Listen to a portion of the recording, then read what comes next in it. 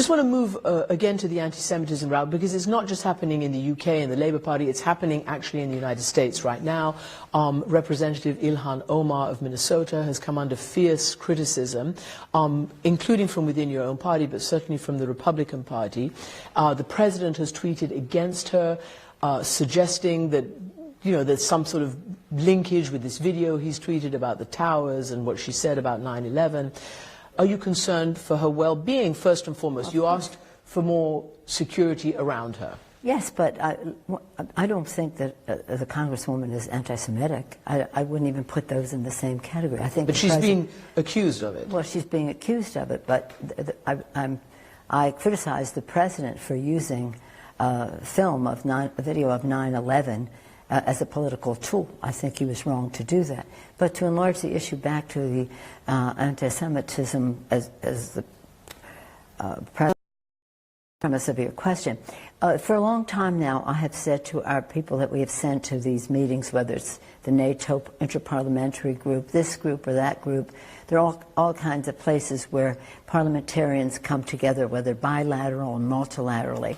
And I've always said, you go there, use your judgment, you know the values of our caucus, but one guidance I give everyone is that I want you to say when you're there that we are concerned about anti-Semitism raising its head all over, including in our own country. But some of this predates it raising its head in our country in the recent way. And so this is nothing new for us. So when we met the leader of the opposition, Jeremy Corbyn, we said we have concerns about how the Labour Party is perceived in terms of anti-Semitism. But the Democratic Party, are you concerned that your opposition, going towards the next election, or however they wish to use it, will use that to call, as the President has done, the Democrats are not the party of the President friendly to Jews? Bankrupt of any ideas. I don't want to talk about the President here because I'm overseas.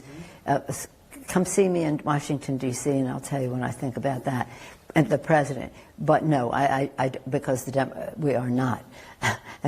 We have no taint of that in the Democratic Party, and just because they want to accuse somebody of that doesn't mean that we take that bait. Do you think, as some in your own party have suggested, that you yourself weren't swift enough to defend Ilhan Omar? Well, I haven't had a chance to speak with her. I'm traveling, she's traveling, but we couldn't catch up with her until I talked to somebody. I don't even know what was said, but I do know what the President did was not right. Another issue going forward about the elections, and you've heard it, and it's going around a lot now, this idea of socialists. The Democrats are going to be fielding socialist candidates. They point to calls for Medicare for all, Medicaid for all. They point to the Green New Deal. They point to all sorts of things. And you can see the plan, clearly the political plan, would be to try to say that, we don't want socialists in the White House. Well, let me just say this. There is a bankruptcy of ideas in the Republican Party. We had an election just now that was for the people. Lower health care costs by lowering the cost of prescription drugs. Bigger paychecks by building the infrastructure of America in a green way. Cleaner government, H.R. 1, our bill to clean up, take out big money, big darks, special interest money out of politics, and the voter suppression. We won a net gain of 40 seats in the most gerrymandered, voter-suppressed political arena you could ever face. We won big because we had a message that addressed who we are, what our values are, and that is to connect with America's working families. That's what unifies us. People may have other exuberances, but what unifies us is our commitment to America's working families. So I think they can say whatever they want. Actually, they called Medicare, that Medicare would lead to a socialist dictatorship. That's what they said. You mean back then when Medicare? Back then. Yeah. They've never really, and not that far back then, even into the 90s, they said it should wither in the vine, and since then, Medicare has no place in a free society. So it isn't about how they want to label something, it's what it is. Raising the minimum wage, a path to health care for all Americans, addressing the climate crisis, fairness in our economy, and how people are paid and work is rewarded. That's what we're about. They can call it whatever they want. We'll be positive in how we communicate our message to the American people. I feel very certain of that. And by the way, we have spectacular new members of Congress, over 60 new members. Our House Democratic Caucus is over 60% women, people of color, LGBTQ. The number is growing. We have 91 women. There are 115 women in Congress, 116. 15 are Republican, 91 are Democrats. We made a decision to grow our numbers. We want more.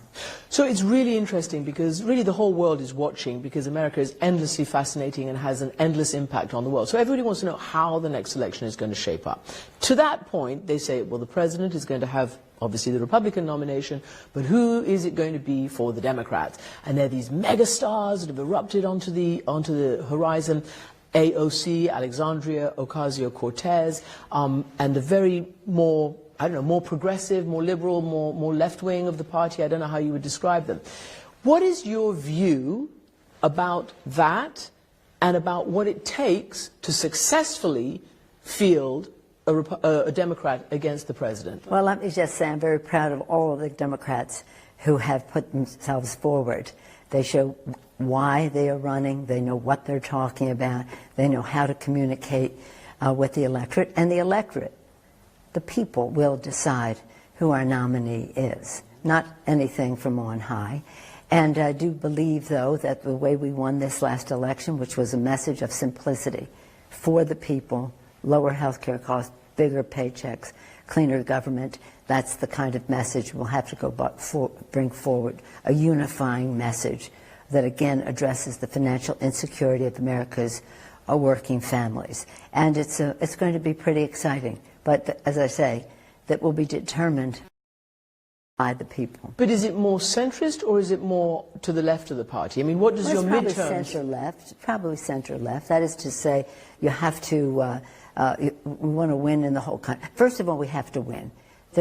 Everything is at stake in this election. The Constitution of the United States, with the president who's trying to usurp the power of the legislative branch of government, the environment in which we live, a Republican Party that is in denial about the assault on climate and the climate crisis, which is a health issue, a national security issue, an economic and jobs issue, and a moral issue to pass the planet on to next generation in a responsible way. As God's creation, I believe, but if you don't believe that, even the responsibilities we have generationally, everything is at stake in terms of who we are as a people.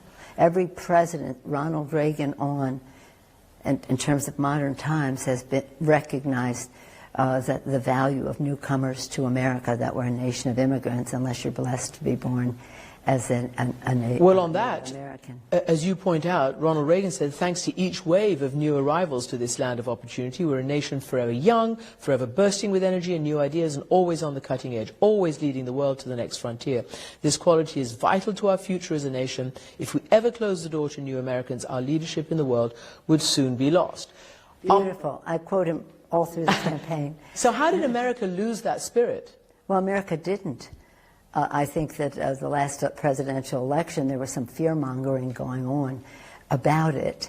And I do think that the American people, we're all immigrants.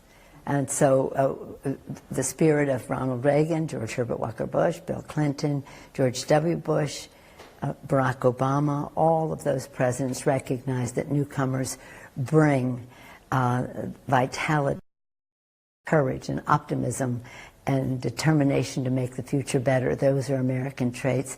These newcomers make America more American.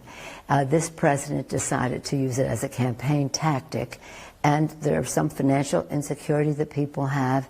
He blamed it on trade, he blamed it on immigrants, and